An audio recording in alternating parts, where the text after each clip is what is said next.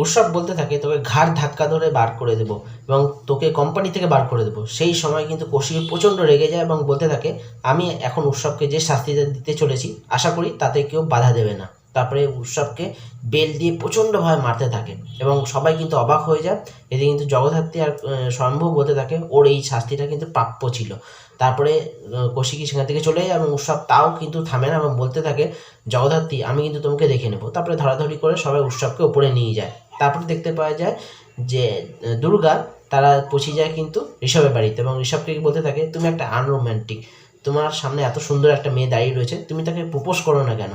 তারপরে তার বাবা মাকে ডাকে এবং বলতে থাকে আচ্ছা আপনারা কোনো প্রেম করেননি, আপনাদের কোনো ভালোবাসা হয়নি? তখন ঋষভের বাবা মা বলতে থাকে, ঋষভের মা বলতে থাকে হ্যাঁ আমার তো প্রেম করে বিয়ে হয়েছিল এবং ঋষভের বাবাও কিন্তু খুব রোম্যান্টিক, আমাদের চিঠি চালাচালি হতো এবং তারপরে কিন্তু একটা সময় সেই চিঠিটা আমাদের বাবার হাতে পড়ে গেছিলো, তবুও কিন্তু ওর বাবা আমার সঙ্গে কিন্তু প্রেম করেছে। এইভাবে কথাবার্তা হতে থাকে। তারপরে কিন্তু জগদ্ধাত্রী ফোন করে দুর্গাকে এবং বলতে থাকে তোর শ্বশুরকে একবার ফোনটা দে।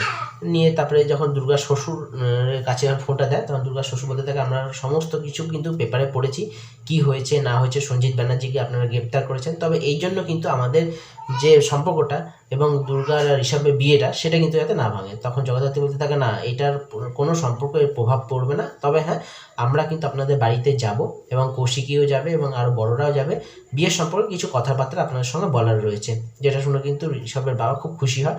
তারপরে দুর্গা এবং ঋষভ সেজে গুজে কিন্তু বাইরে বেরোয় এবং সেই সময় দেখা যায় একদল মানে সমাজ বিরোধী ছেলে যারা আছে তারা কিন্তু খুব টিস করতে থাকে দুর্গাকে এবং সেই সময় দুর্গা বলে এসব তুমি এর কোনো প্রত্যুত্তর দেবে না। এসব কিন্তু একটু ভয় পেতে থাকে, বলতে থাকে এইসব ঝামেলার মধ্যে আমি যেতে চাই না।